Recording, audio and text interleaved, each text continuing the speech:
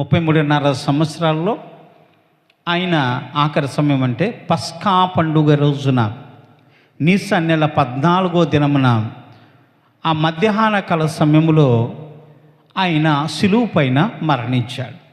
అది పస్కా పండుగ రోజు. అది సిద్ధపరుచు దినము. దేవునికి స్తోత్రం. ఆ సిద్ధపరుచు దినం రోజున యేసు ప్రభువారు పస్కా బలి పశువుగా వధించబడాల్సి ఉంది.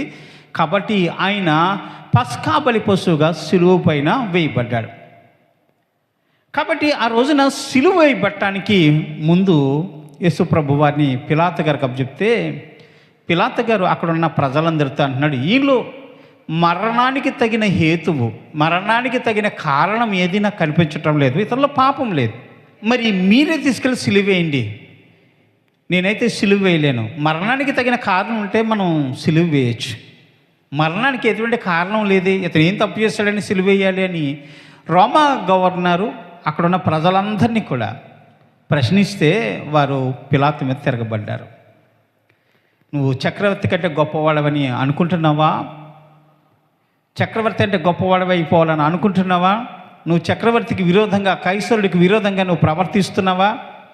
మేమందరం వెళ్ళి కైసరుతో చెప్తాం, నీ పదవి పీకేస్తారు, నిన్ను ఉంచురు, రాజ్యం నుంచి బహిష్కరిస్తారు, నీకు కూడా మరణశిక్ష విధిస్తారు అన్నట్టుగా వీరందరూ గగ్గోలు పెడుతుంటే అందరూ కూడా ఏకపక్షంగా నిలబడి యేసు ప్రభువుకు సిలువ వేయండి, సిలువ వేయండి, సిలువ వేయండి అన్నప్పుడు ఇంక తప్పేది లేక యేసు ప్రభు దగ్గరికి వచ్చి వీరందరూ కూడా నీ మీద మరి అనేకమైన అభియోగాలు మోపుతున్నారు, ఈ అభియోగాలను బట్టి మరి నువ్వేమంటావు అని అడిగితే యేసు ప్రభు వారు ఒక మాట కూడా చెప్పలేదట. చూద్దాం. గనుక యేసు అతనికి ఏ ఉత్తరం ఇయ్యలేదు. గనుక పిలాతు నాతో మాట్లాడవా, నిన్ను విడుదల చేయుటకు నాకు అధికారము కలదనియో, నిన్ను సిలువ వేయుటకు నాకు అధికారము కలదనియో నీవెరుగవా అని యేసు ప్రభువుని అన్నారు.